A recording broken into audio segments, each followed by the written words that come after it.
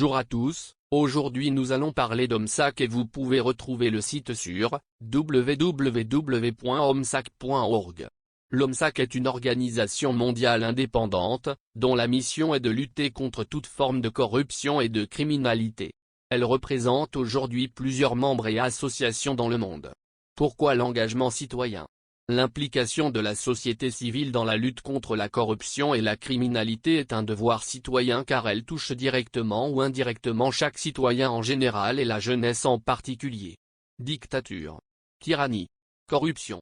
Un dictateur n'est qu'une fiction.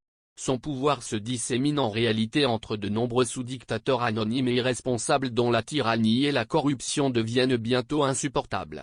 Dans cette vidéo, nous parlerons spécifiquement de l'article 2. Jessica Carrel. Membre du département des enquêtes.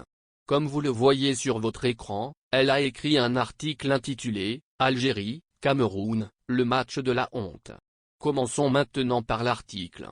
Selon les experts de l'OMSAC qui ont réuni un ensemble de documents qui établissent sans ambiguïté les erreurs d'arbitrage commises.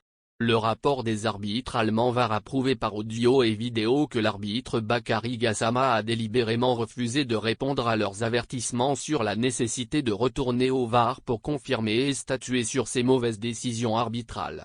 La FIFA est sous une pression terrible et essaie de sortir de cette situation difficile avec le moins de dégâts.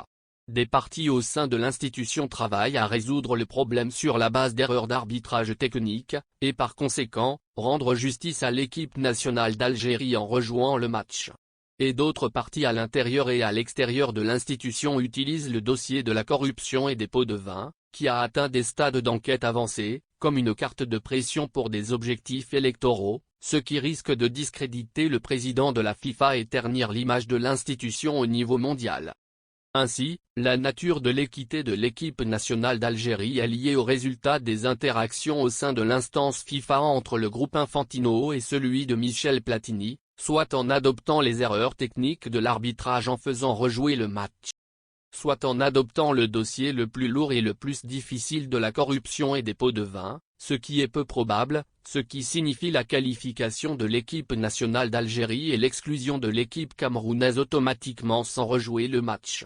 Au vu des éléments consignés auprès de nos experts du département investigation, il ressort avec certitude qu'il y a eu corruption pour aboutir au résultat que l'on connaît.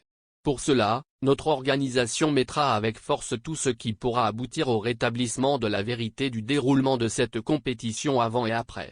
La FIFA devra rendre des comptes pour expliquer s'il y a lieu du respect et des demandes faites par les instances algériennes.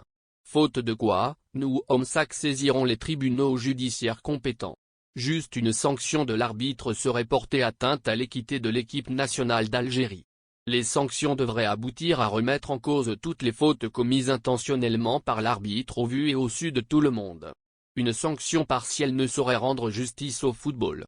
Jessica Carrel. Département Investigation. J'espère que c'est une très bonne nouvelle pour l'Algérie et merci d'avoir regardé cette vidéo. N'oubliez pas de vous abonner à la chaîne.